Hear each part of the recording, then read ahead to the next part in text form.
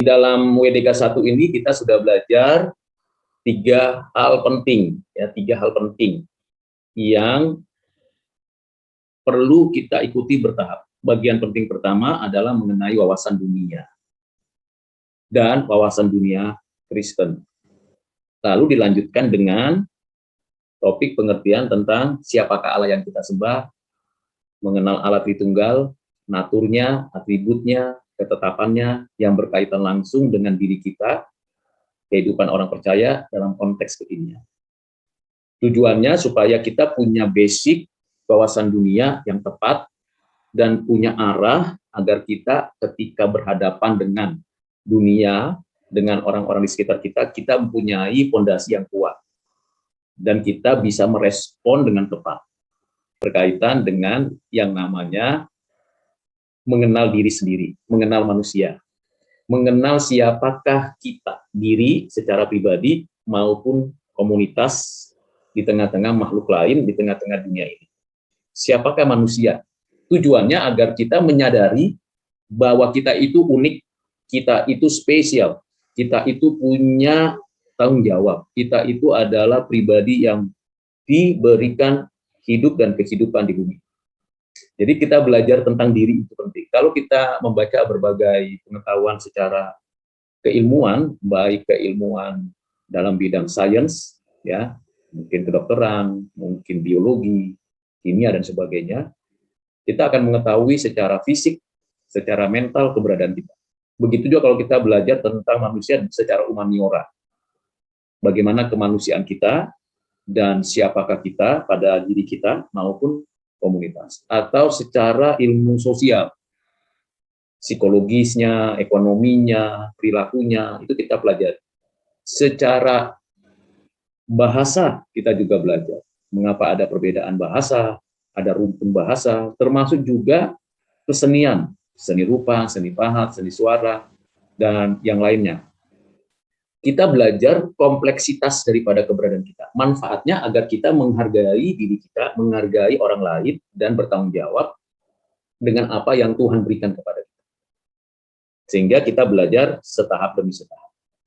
Kalau kita berbicara tentang jiwa atau berbicara tentang roh, itu sebenarnya di dalam Alkitab, penyampaiannya, penjelasannya, keberadaannya, entitasnya itu sama. Ketika manusia itu diciptakan oleh Allah menurut gambar rupanya, dibentuk dari debu tanah, istilah yang dipakai adalah yatsar, maka pada saat dalam pembentukannya sudah begitu perfect, dari kepala sampai kaki, tiap anggota, bagian dalam, seluruhnya perfect, dibentuknya Adam, lalu dihembuskan nafas hidup. Itulah roh atau neves atau soul, jiwa. Jadi tidak ada perbedaan.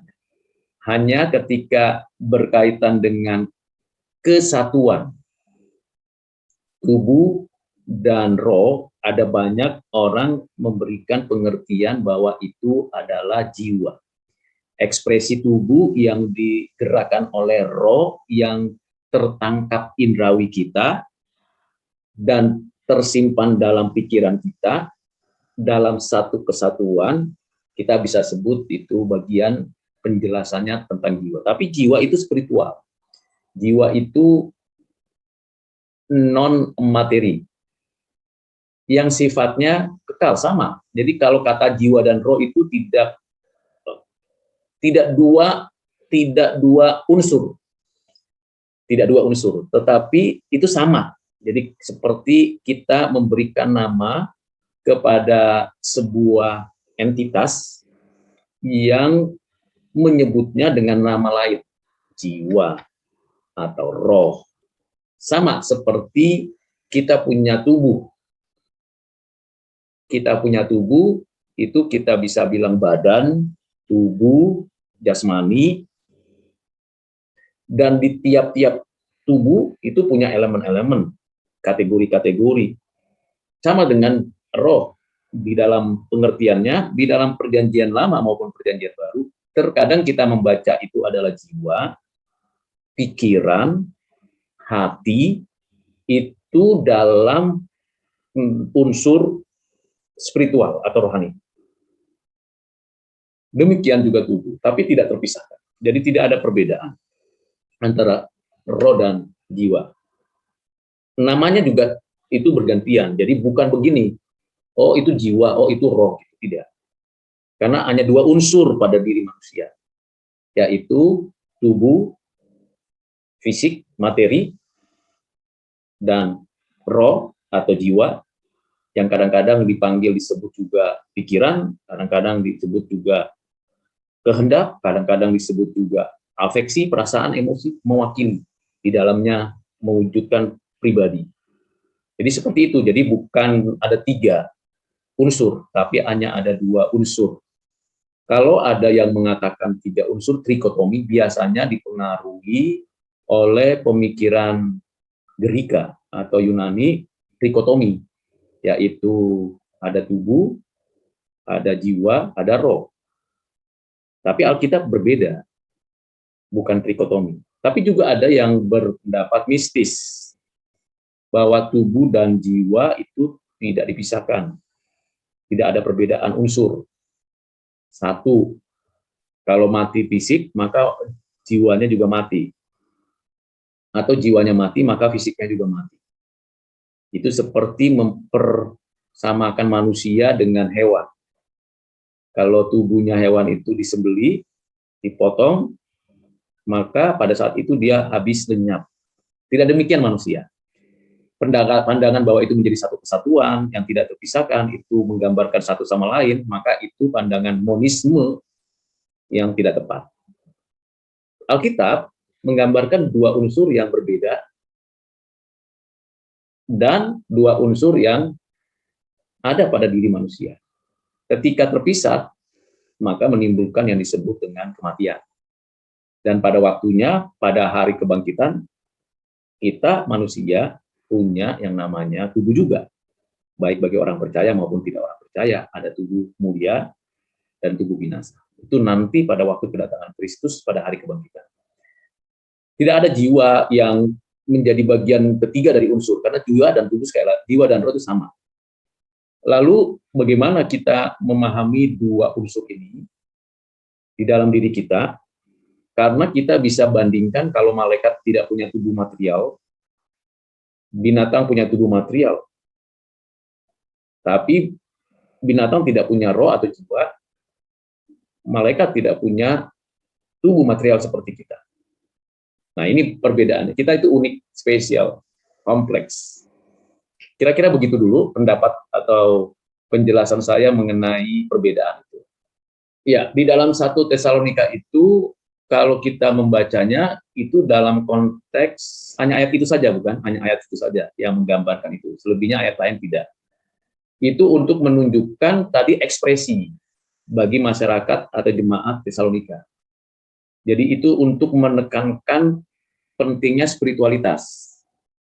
Tetapi hanya itu, karena ayat-ayat lain tidak pernah ada berkaitan dengan 3. Kalau misalnya di dalam Injil Yohanes, atau Injil Matius, atau Injil yang lain yang berbicara tentang kasihilah Tuhan Allahmu dengan segenap hatimu, dengan segenap pikiranmu, dengan segenap jiwamu, dengan segenap kekuatanmu.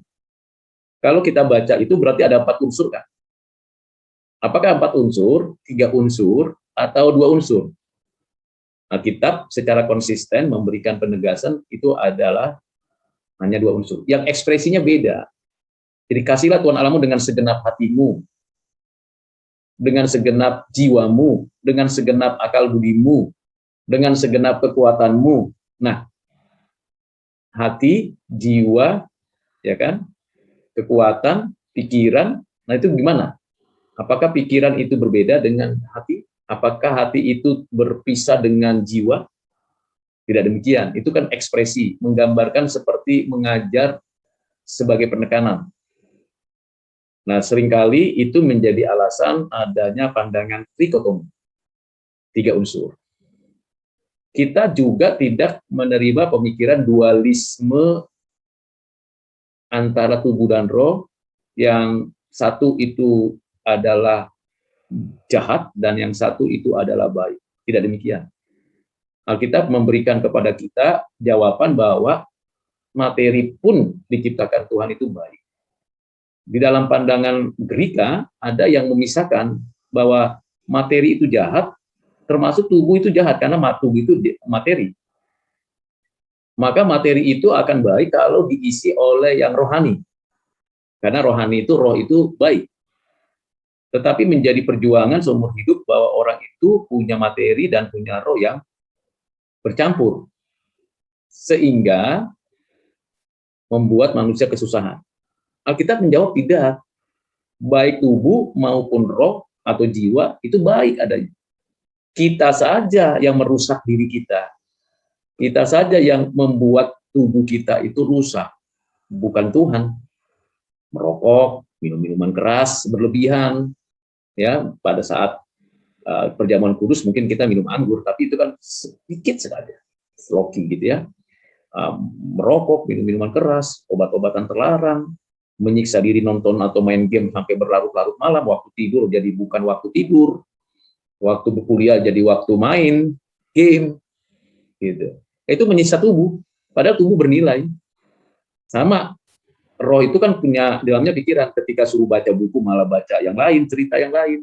Pikirannya sendiri disiksa oleh dirinya sendiri, dirusak oleh diri sendiri. Ketika disuruh kita mengisi hati kita dengan firman, malah kita mengisi hati kita dengan kata-kata kosong, hampa, sia-sia. Itu sama dengan kita merusak diri kita sendiri. Nah, jadi kalau ada tubuh dan rohnya rusak, pikirannya rusak, jangan salahkan Tuhan atau orang lain. Kebebasannya ada pada kita untuk memilih. Mau yang mana? Mau memelihara tubuh, ya jaga kesehatan. Makan teratur, istirahat yang cukup, lalu berolahraga. Mau memelihara hati, baca bacaan yang berguna. Seperti itu, simple hidup ini. Kalau mau buat simple, tapi hidup ini semakin rumit karena kita yang sendiri yang merusak. Ingat, tubuh itu bait Allah. Maksudnya apa sih? Maksudnya ini tempat, the temple of God. My body and my soul is the temple of God. Di situ ada peace, ada damai. Prinsipnya membangun sebuah pengajaran, sebuah konsep tidak boleh lihat dari hanya satu ayat. Tapi coba lihat ayat-ayat sebelumnya dan ayat-ayat sesudahnya. Bandingkan perbedaannya, bandingkan maknanya, lihat konteksnya, baru kita dapat. Sama ketika kalian membaca dan mempelajari bidang ilmu pengetahuan di mana kalian itu belajar manajemen ya, belajar manajemen, ya seperti itu. Harus mencoba membandingkannya. Kan sekarang kalian kan banyak mau cari ilmu pengetahuan apapun, bisa nggak di Google? Oh bisa, banyak banget. Tapi coba teori ini dengan teori ini, konsep ini dengan konsep ini, praktek ini dan praktek ini, bagaimana nih? Di mana lemahnya, di mana kurangnya, di mana lebihnya, di mana uniknya? Itulah gunanya belajar. Sehingga jadi manusia yang lebih baik dari hari kemarin dan lebih baik lagi untuk hidup yang akan datang. Kekekalan di dalam ruang waktu itu roh. Tubuh kita akan kembali ke debu tanah, walaupun kita memang secara jelas melihat, mempelajari, membaca bahwa hanya Adam yang dibentuk dari debu tanah. Dan Hawa dibentuk dari tulang rusuk Adam. Lalu diperlengkapi dengan daging manusia. Daging apa tidak dijelaskan. Tetapi kita dibentuk dalam rahim ibu kita. Keturunan Adam dan Hawa itu dibentuk dalam rahim ibu kita. Dan melalui jalan pernikahan orang tua kita. Terjadilah konsepsi pertemuan antara sperma orang tua kita dan sel telur ibu kita. Sperma dari ayah kita dan sel telur dari ibu kita. Itulah yang membentuk sel embrio sampai janin dan terbentuklah manusia. Sejak ada di rahim, diberi nafas hidup. Saat kita ada di dalam rahim ibu kita, pertemuan antara sel sperma dan sel telur, pertemuan itu mulailah kita ada dan hidup. Dan saat itulah nafas hidup diberikan Tuhan. Itulah penciptaan dan pembentukan kita berdasarkan hukum Tuhan melalui pernikahan, hubungan seksual yang suci. Sehingga manusia bertambah banyak, berkembang biak, memenuhi bumi. Namun karena kita berada di dalam keberdosaan natur aslinya, awalnya, asalnya, maka tubuh kita pasti akan kembali lenyap, mati. Tapi roh kita atau jiwa kita itu bersifat kekal. Pengkhotbah 3 ayat 11 memberikan kepada kita gambaran bahwa jiwa kita, roh kita itu bersifat kekal. Ini adalah berdasarkan apa? Karena Allah menafaskan, menghembuskan napas, memberikan hidup. Karena Allah adalah Allah yang kekal, maka ketika Dia memberikan hidup, hidup itu ada pada fisik yang menimbulkan kehidupan dan bersifat kekal.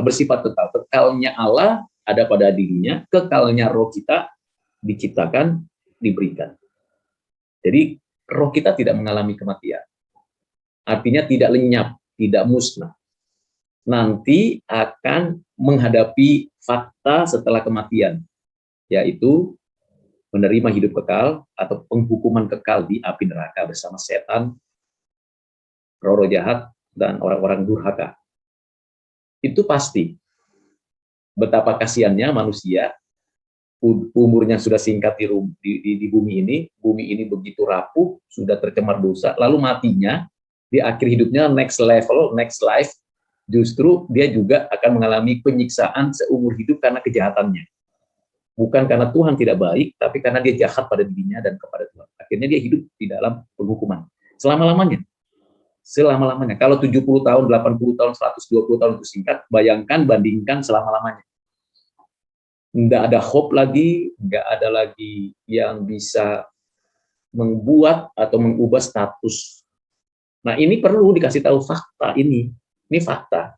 Abraham yang bernama Lazarus dan adanya orang kaya yang tidak percaya kepada Tuhan.